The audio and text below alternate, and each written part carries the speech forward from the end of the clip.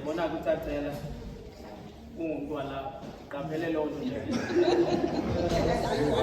So ngenxa loo nto ngathi kwalithatha lonke ixesha ngoba bekuthiwenza kuqala ngo-4:30 but ngoku i-5:10. Andazoba ndingakanani ixesha elinani. Until 9. Take your turn. Oh, okay. Maranatha basali. Inkosi yesu.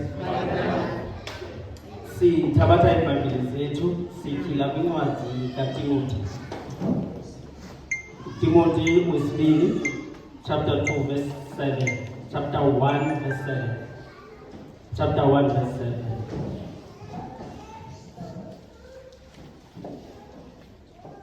Ifundeka ngohlobo kuba uThixo akasinikanga moya wobugwala, wasinika amandla nowothando nowesidima. Inkosi isikele lufuna kwezulayo ngoku nangona phakade. Amen. Ndivumileni ndiyithethe into ethi we have been challenged singamasabatha lilizwe. Indlela esijongwa ngayo nendlela abalindele nezinto abazilindele kuthi njengamasabatha. We are challenged kwicala lezekharetha, isimilo sethu. Sijongwe into okokubana xa sesithetha inoba uzawuthini ngokuba uzibize ngale nto azibize ngayo. Sijongwa sesisenza izinto into okokuba uzayisombulula njani ngokokuba thina sizibize ngale nto sizibize ngayo. Uthi uPawulos kuTimothy asinikwanga moya wobugwala. Asinikwanga, we are not given as a spirit of fear, but of power and of love and of sound mind. The challenge njengoba besejilo ye-character.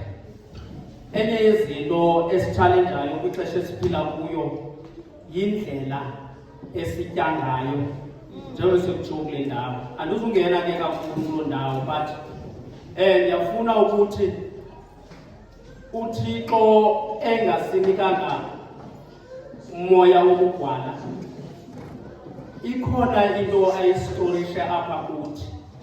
Ikwazi uku-overcome le nto isoyisayo. But ngenxa into yokokuba sine-challenges zemiso ngemiso, sine-challenges ngendlela. Ezi zinto ziye zingenelele kubomi bethu zisenze into yokokubana ewe sityhafe endleleni. Esiphila kwixesha apho abantu bakhangela uxolo. People are searching for peace, but balukhangela kwiindawo ezirongo. Belikhangela kwiindawo ezirongo nje basebenzisa izinto ezirongo to comfort them.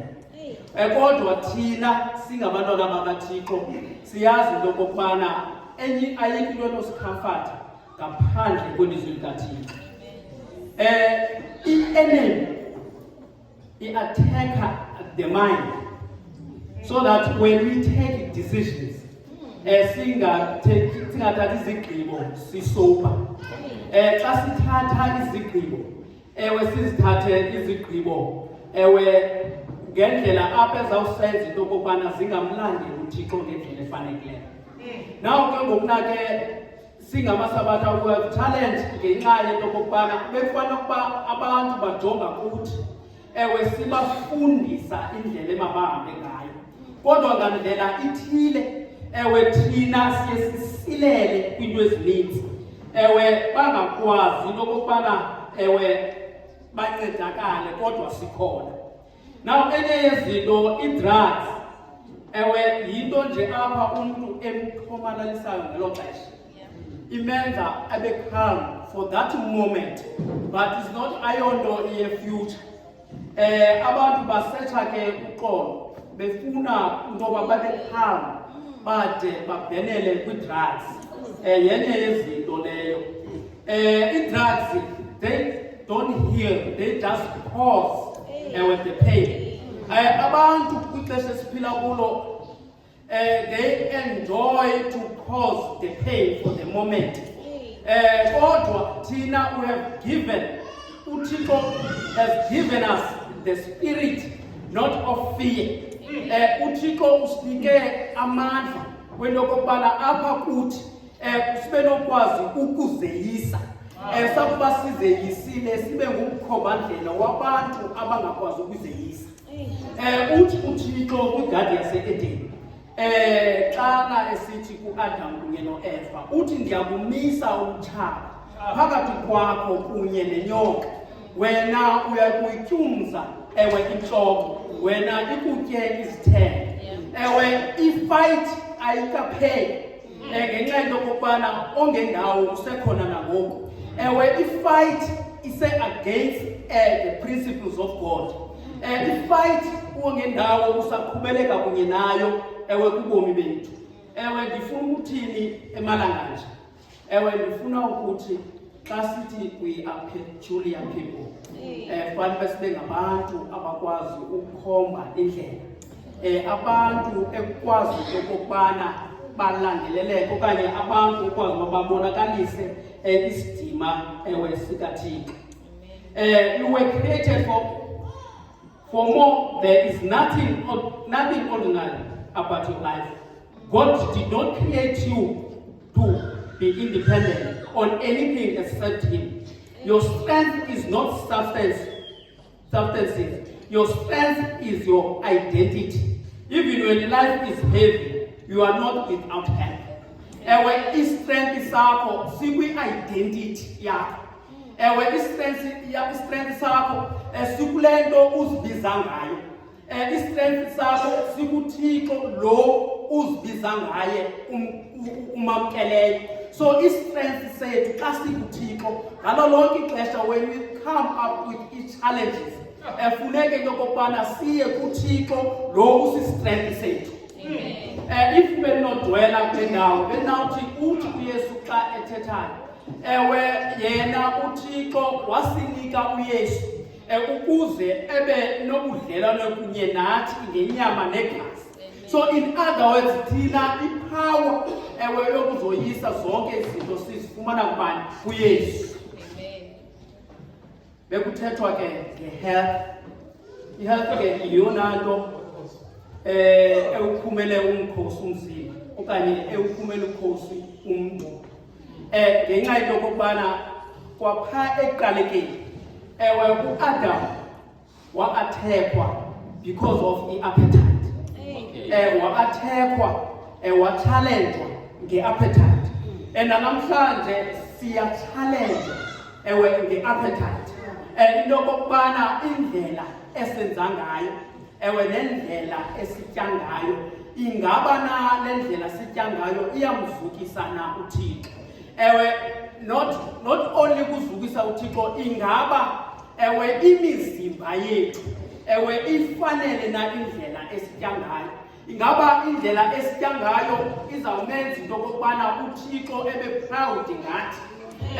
Uthi xa ethetha uThixo, ndenzeleni itempile ukuze ndiphile phakathi kwenu.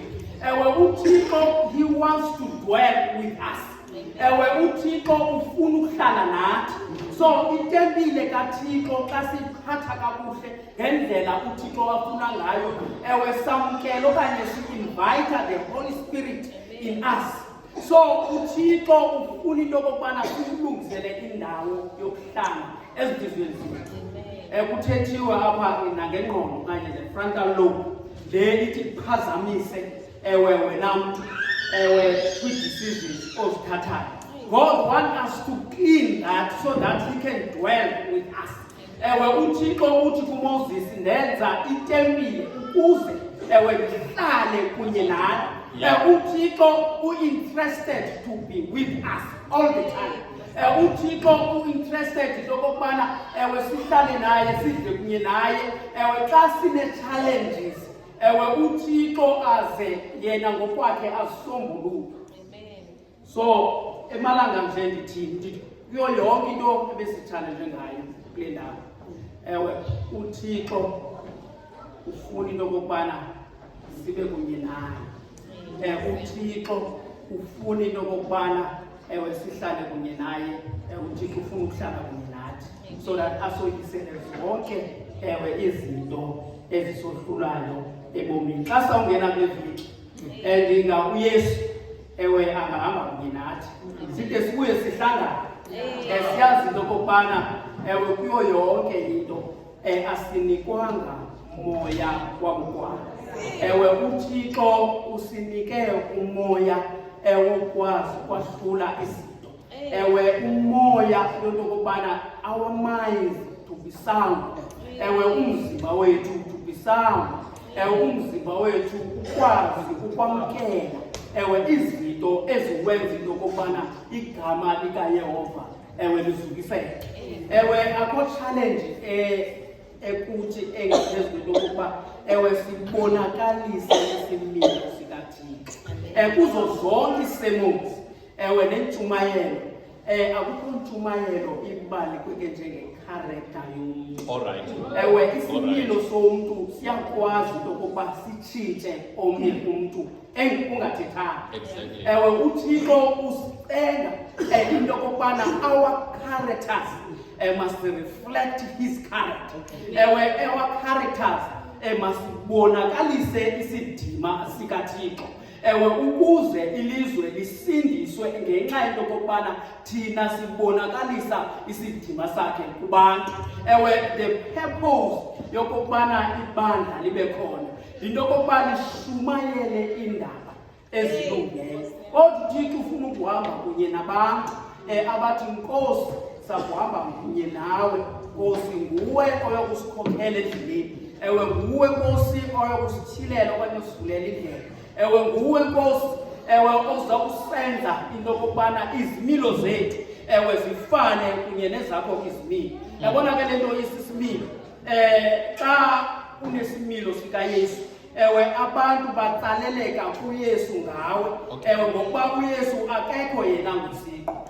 But if izimilo zethu ziconform to istandard sehlabathi then thina sivala ukubana abantu basikeleleke okanye abantu bambone uThixo ngenxa yethu. Sithunyiwe ukuze sivakalise isidima sikaYesu. Asinikwanga umoya wakugcwala sizawukwazi ukuma ngenyaniso kaThixo ngalo lonke ixesha. NgoLwesine this week esibhedlele ndikhapha icolleague yam. Okay. Yafika phaya umamakhe akaphilanga. Alright. Singene phaa kwiwadi yakuyo sike phaa elele asakwazi nokuthetha. Ndibone ifamily I think bebe-6 sekuthiwa kuye makungene nangeliphi na ixesha.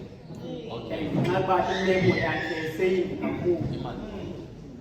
Ndicinge into okokuba ndilapha ndiyayazi okokuba uThixo ndimthembile. uThixo ndiyazi angenza imiracle.